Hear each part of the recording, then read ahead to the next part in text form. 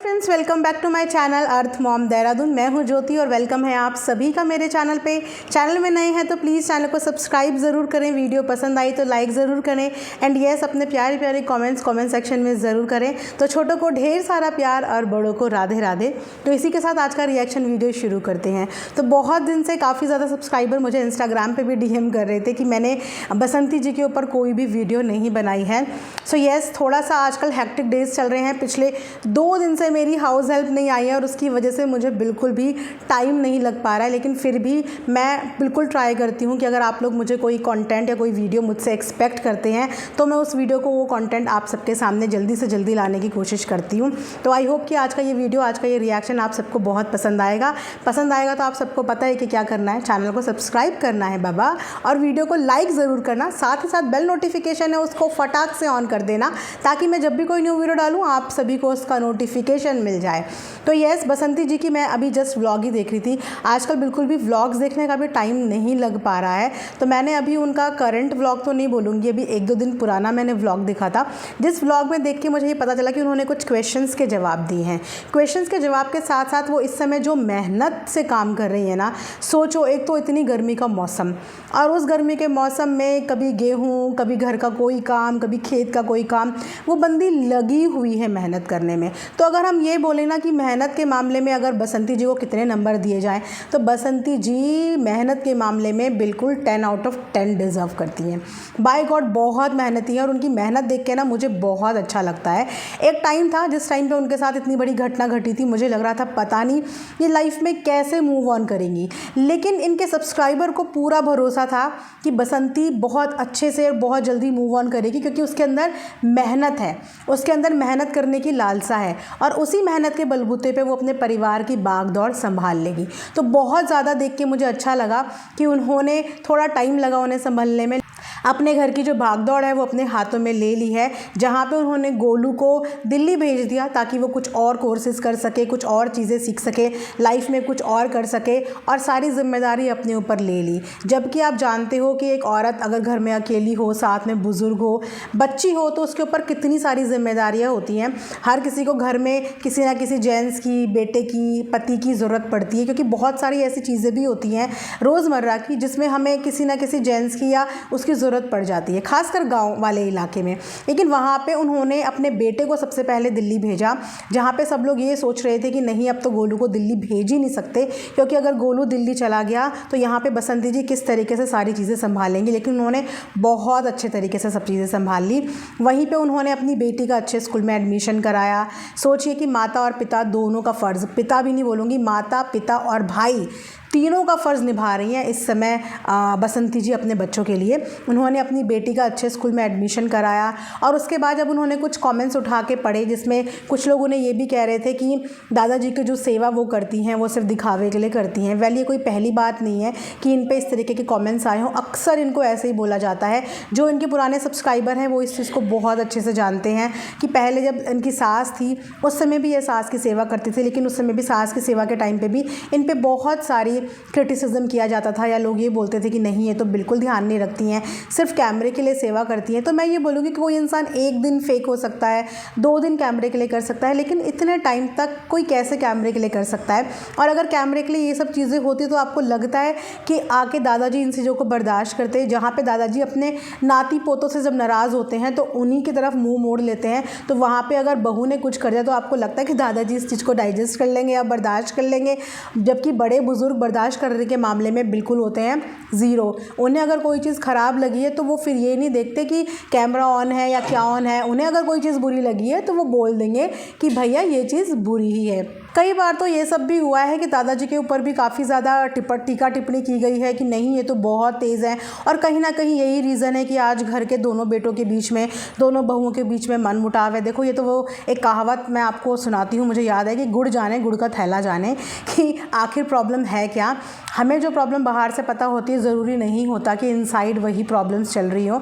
तो दादाजी को भी बहुत तरीके से जज किया जाता है और बसंती को आज तक उनकी सेवा करने के लिए जज किया जाता है। लेकिन अगर देखा जाए तो मैं वही बोल रही हूँ ना कि कोई इतने टाइम तक फेक नहीं हो सकता या कोई इतने टाइम तक सेवा करने का बहाना नहीं कर सकता।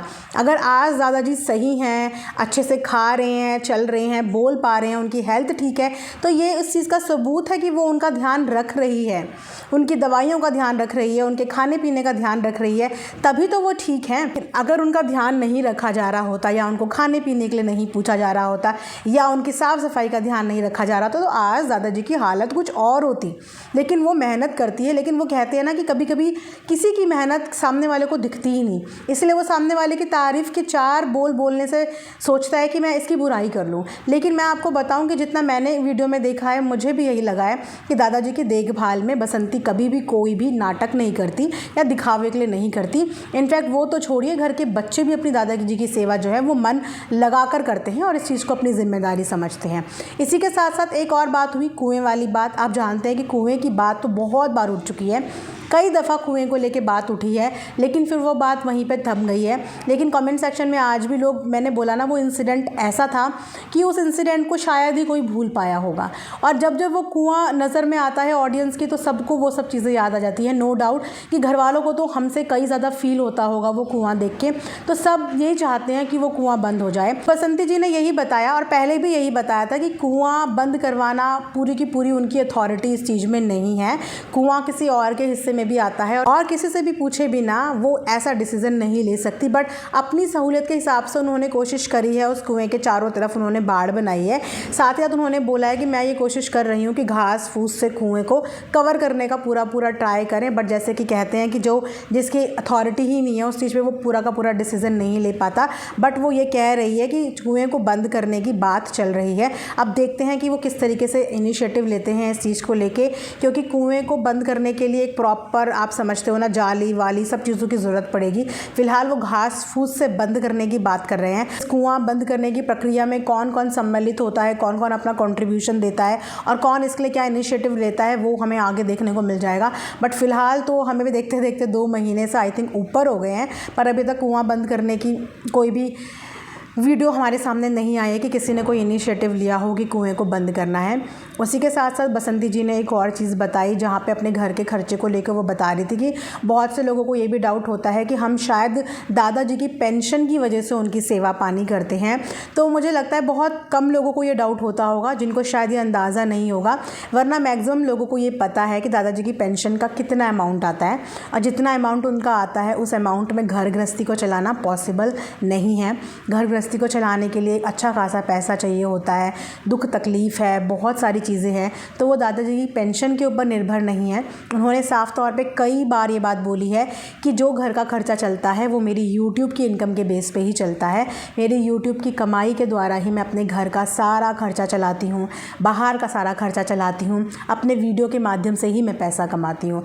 इसीलिए शायद वो बार बार यही सबको बोलने की कोशिश करती हैं कि मेरी वीडियो को देखा कीजिए, लाइक कीजिए, सब्सक्राइब कीजिए। तो मैं भी ऐसी बोलूँगी कि जिन लोगों को ज़रूरत है और जो लोग वाकई में डिज़र्व करते हैं, हम सबको उनका सपोर्ट करना चाहिए, उनकी वीडियोस को देखना चाहिए। क्योंकि बहुत अच्छी बात यह है कि वो किसी के आगे हाथ नहीं फैला रहे हैं, वो अपनी मेहनत कर रहे हैं, मेहनत करके व्लॉग बना रहे हैं, खेती बाड़ी का काम कर रहे हैं। कोई मेहनत करके अपनी पूरी वीडियो यूट्यूब में डाल रहा है तो हमारे को देखने में कितना ही वक्त लगता है। तो मेरी भी जो ऑडियंस है, मैं आप सबसे भी यही रिक्वेस्ट करूँगी कि जितने भी ऐसे लोग हैं ना, जिन्हें आपको लगता है कि इनकी मजबूरी है वीडियो डालना और कहीं ना कहीं घर का खर्चा वीडियो से चलता है, तो प्लीज़ उनकी वीडियो को आप ज़रूर देखा कीजिए, उनकी कंटेंट को अप्रिशिएट किया कीजिए, उनको खूब मोटिवेट किया कीजिए।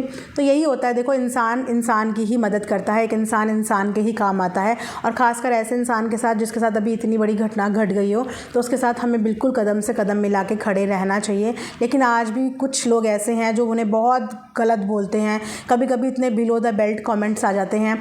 तो मेरा मानना यही है कि देखो, पिछली बातें जो हो गई उसे भूल जाना चाहिए, क्योंकि हर इंसान परफेक्ट नहीं नहीं होता। अपनी लाइफ में हर कोई मिस्टेक्स करता है और हर कोई अपनी गलतियों से ही सीखता है। तो अगर आप उनकी पुरानी गलतियों को लेके बैठ के उनको फ्यूचर तक, प्रेजेंट तक सिर्फ उसी निगाहों से देखते रहोगे तो ये एक गलत बात है। अगर कोई इंसान के अंदर कोई इम्प्रूवमेंट आया है और वो लाइफ में सुधार की तरफ गया है तो डेफिनेटली आप लोगों को उसके सुधार को भी अप्रिशिएट करना चाहिए।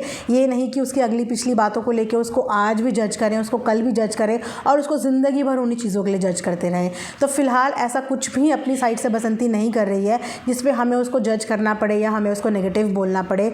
तो बस मैं अपनी साइड से यही बोलती हूँ कि जितना हो सकता है पॉजिटिविटी स्प्रेड करो। यही एक क्रिएटर का काम होता है और यही यूट्यूब प्लेटफॉर्म का मेन काम है, एंटरटेनमेंट। जहाँ पे एंटरटेनमेंट नहीं है वहाँ पे कुछ भी नहीं। सो ये था मेरा आज का एक रिएक्शन। आई होप कि आप लोगों को पसंद आया होगा। लाइक, शेयर एंड सब्सक्राइब ज़रूर करें। Thanks for watching earth mom Dehradun.